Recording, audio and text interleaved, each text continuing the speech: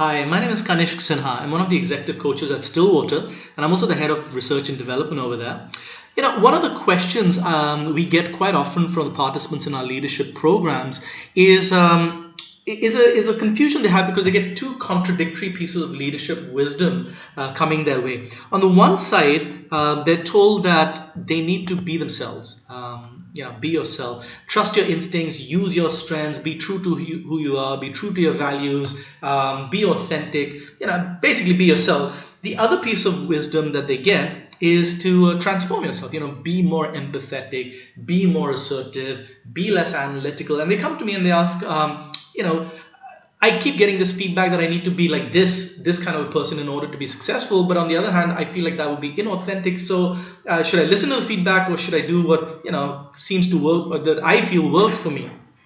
And so, in order to address this confusion, we decided to develop a model which we call the range model of development to help people get a structure on how to think through this question. Now, according to this model, all of us have what we call a light. These are the natural strengths that come to you so easily that you don't even have to put any effort. Sometimes we're not even aware this is a strength till other people point it out, saying, hey, that looks really easy for you.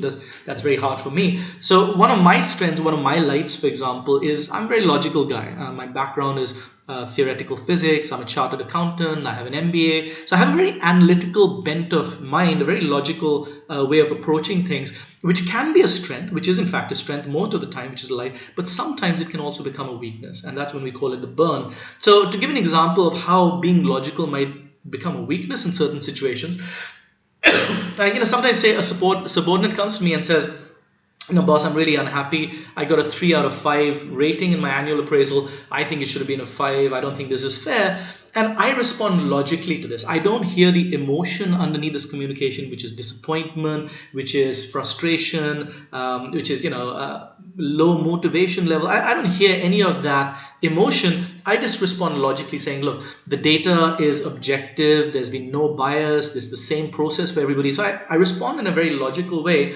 But instead, and so because I'm only responding logically and not to the emotion, this can become a little clinical, which is the burn, right? What I need to do is I need to develop a certain amount of empathy, listening to the emotional parts of a communication, which is the shade, maybe the intuitive part of the communication. So instead of just saying the logical part, which is, hey, these are numbers and that's what the rating is, a more emotional, empathetic way of responding might be to say, hey, I'm really sorry to hear that. It sounds like you worked really hard, and I've seen you putting in a lot of effort. The numbers are the numbers. Let's sit down, buddy, and see what we can do to make sure the next year for sure you get your promotion or bonus, because you put in a lot of effort. I don't want to see this happen again. Now, after that, the communication might be just as logical, but just that one drop of honey in this communication could make them feel like I'm on their team, and it becomes far more effective. But the reason why it's so hard for me to develop my shade, my intuitive, more empathetic side, is because I'm afraid that if I do, I'll go too far and I'll become this emotional, irrational, illogical person who's easily manipulated by other people's emotions. I feel guilty all the time because I'm not helping this guy. That is what I'm afraid will happen. I'll go into my shadow, so I don't develop my shade. I keep trying to stay in my light, but because of that, sometimes I go into my burn, which is an ineffective. I become clinical. Now, to give you another example of this, one of my lights might be, I think I'm smart, I have all the answers, but then I might come across as arrogant. That's my burn. I might try to show people that I'm smarter than them. So I need to develop my shade, which is respecting others' intelligence, listen to their points of view. But I'm afraid that if I ask everybody, okay, what do you think? What do you think? They might think, well, why is he asking? He clearly doesn't know the answer. So they might think I'm stupid.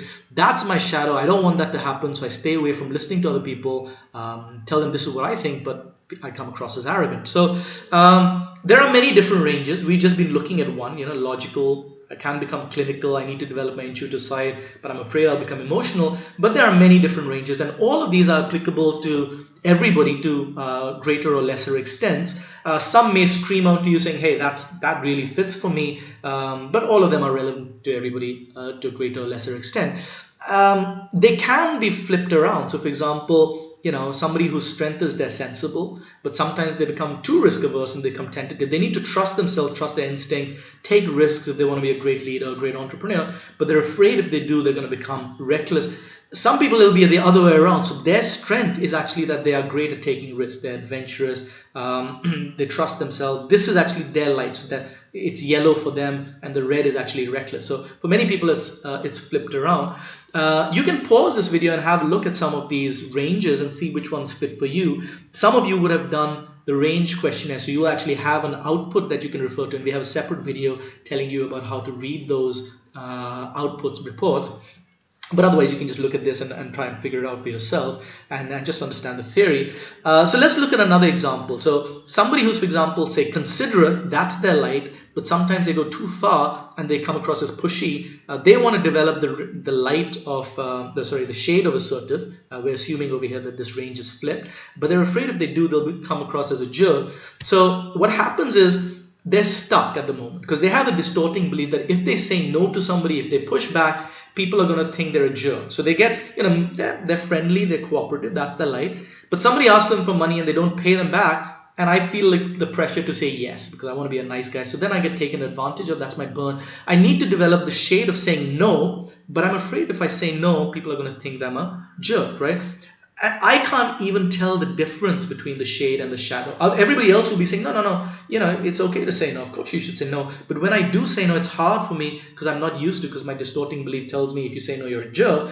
So once I realize that it's just a belief, it can allow me to experiment, And sometimes what's going to happen is, because I can't even tell the difference between the range, the shade and the shadow, I will go too far sometimes. Sometimes I'm going to be a bit of a jerk saying no because I can't tell the difference. But as I experiment, slowly, I'll find the right balance. And you see, the average behavior is not going to change. If this is my center of gravity, the dot, it's not going to change that much. People are still going to see me as a cooperative, collaborative, friendly guy. The difference is not that my average behavior has changed so much, but the range of behaviors accessible to me under pressure has changed. So now, if somebody puts pressure and starts making me feeling guilty, saying, no, please give this, I really need it, I'll just say yes. Whereas over here, I'll say no when I need to. Now, we're going to show you some more videos to really explain some of the questions you may have about this model. So there'll be a video too. For now, let me just say, only those who risk going too far will know how far they can go. See, everybody knows, most people know the shade they need to develop. They get a lot of feedback. They know this at some level, but they're afraid of going into the shadow. So a lot of people know their lights, their strengths. They know the shade they need to develop. What they don't realize is, in order to go from here, right, to a place which is effective, they need to be willing to go through the shadow. You don't get from here to here without going through the shadow region. And so you need to be willing to go through your discomfort, doing things that are difficult, not changing your personality, but being willing to do what is hard for you when you need to do it. And so we'll have a second video to talk in more detail about some of those questions.